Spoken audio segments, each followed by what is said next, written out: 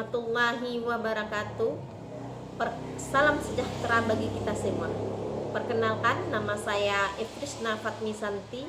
Saya pendamping PKH dari Kabupaten Pesisir Selatan, Provinsi Sumatera Barat. Pada kesempatan kali ini saya akan menyajikan sebuah video yang membahas modul 3 pencegahan dan penanganan stunting melalui pemenuhan gizi ibu hamil. Lebih spesifiknya sesi 4 mendukung ayah dan ibu melakukan stimulasi pada janin. Pada video nanti saya akan menjelaskan apa itu stimulasi, jenis-jenis stimulasi, kenapa stimulasi itu penting untuk dilakukan, dan mempraktekkan apa-apa aja contoh dari stimulasi itu sendiri. Mari kita saksikan video berikut ini. Alhamdulillah, syukurillah, amma ba'du. Puji syukur kepada Allah Subhanahu wa taala, kepada Nabi Muhammad sallallahu alaihi wasallam. Selamat datang ibu-ibu peserta PKH yang telah menyempatkan waktunya untuk hadir pada pertemuan peningkatan kemampuan keluarga atau P2K2. Pada kesempatan kali ini kita akan membahas modul 3 pencegahan dan penanganan stunting melalui pemenuhan gizi ibu hamil. Sesi 4 mendukung ayah dan ibu melakukan stimulasi pada janin. Mungkin di antara ibu-ibu yang hadir sekarang ini pasti bertanya, apa itu stimulasi? Jadi stimulasi adalah rangsangan yang dilakukan oleh orang tua sejak janin dalam kandungan sampai anak lahir, yang bertujuan untuk merangsang sistem indera seperti indera penglihatan, pendengaran, perabaan, pembauan, pengecapan, termasuk gerakan kaki dan jari tangan anak, serta mengajak janin dalam kandungan untuk berkomunikasi agar nanti anaknya dapat tumbuh dan berkembang secara optimal. Jadi bisa dikatakan bahwa stimulasi itu sangat penting untuk kita lakukan sejak janin dalam kandungan. Jadi mulai kita hamil itu tuh harus diberi ibu hamil tadi stimulasi. Kenapa stimulasi ini penting dilakukan pada janin?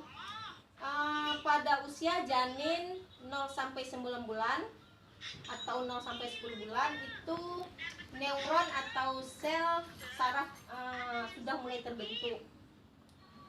Ini adalah masa yang paling penting karena merupakan masa-masa merangsang pertumbuhan otak si janin tadi. Jadi apabila dari sedini mungkin dan sesering mungkin stimulasi dilakukan pada janin dalam kandungan, maka akan merangsang pertumbuhan otak si janin tadi.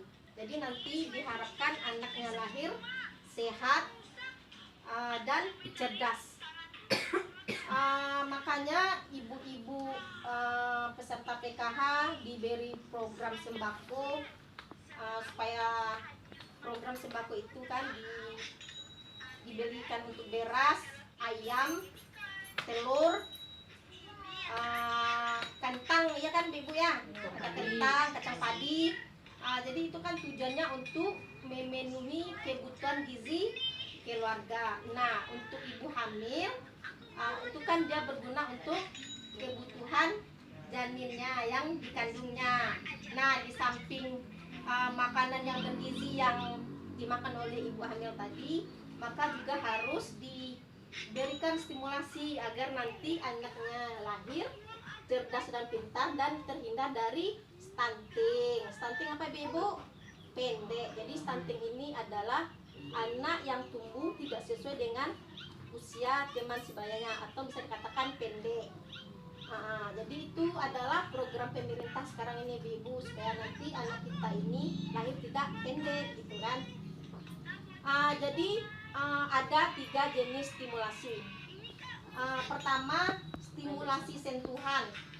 Stimulasi sentuhan ini bisa kita berikan kepada janin dalam kandungan pada usia trimester pertama, pada usia kandungan 3 bulan. Nah, jadi stimulasi sentuhan itu bisa diberikan oleh orang tua, ayah dan ibunya, agar anak tadi bisa tumbuh secara optimal. Kemudian ada stimulasi suara. Stimulasi suara ini bisa kita berikan pada janin dalam kandungan, itu pada usia kandungan ibu hamil 14 sampai 27 minggu. Karena masa kehamilan 14 sampai 27 minggu ini itu janin dalam kandungan sudah bisa mengenali suara-suara yang ada di sekitarnya. Jadi ini adalah masa yang tepat untuk ibu hamil memberikan stimulasi suara. Kemudian yang ketiga, stimulasi cahaya. Di samping stimulasi yang tadi, stimulasi sentuhan, stimulasi suara, stimulasi cahaya ini juga penting diberikan kepada janin dalam kandungan, agar nanti merangsang pertumbuhan indera penglihatannya, cahaya, gitu kan. Jadi bagaimana cara memberikan stimulasi cahaya? Jadi ada dua. Pertama, mengarahkan perut ibu ke cahaya matahari. Itu bisa dilakukan pada siang hari, ibu-ibu. Kemudian cara yang kedua, dengan menyenterkan cahaya lampu senter ke perut ibu hamil. Jadi dengan cara itu supaya nanti dapat merangsang pertumbuhan si janin tadi. Sampai di sini ibu-ibu, kita masuk kepada praktiknya lagi ya ibu ya. Apa itu contoh dari stimulasi sentuhan, contoh stimulasi suara. Itu kan dengan mendengarkan suara-suara musik ya ibu-ibu ya. Mendengarkan lagu, jangan lagu-lagu di sekolah, nanti anaknya goyang-goyang pula di dalam kan. Jadi dengarkan suara-suara yang lagu-lagu yang lembut, lagu-lagu daerah, lagu-lagu kasidah. Berarti kita sekarang akan mempraktekkan contoh dari stimulasi sentuhan dan stimulasi cahaya. Ibu yang baju bisa maju ke depan. Sekarang kita praktekkan contoh dari stimulasi sentuhan, stimulasi cahaya. Contoh dari stimulasi yang telah kita bahas tadi ya ibu ya. Pertama tadi stimulasi sentuhan. Gimana contohnya memberikan stimulasi sentuhan pada janin dalam kandungan? Seperti ini ibu.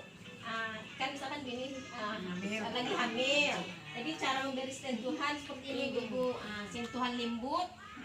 Orang tua akan memberikan rasa nyaman, tenang dan bahagia pada janin. Jadi ini salah satu contoh dari stimulasi sentuhan. Stimulasi suara yang kedua, contohnya dengan mendengarkan lagu-lagu yang bersifat lembut. Kemudian stimulasi cahaya itu contohnya bisa dengan menggunakan senter. Kemudian seperti ini ibu ya, dihidupkan senternya, diarahkan ke perut ibu hamil.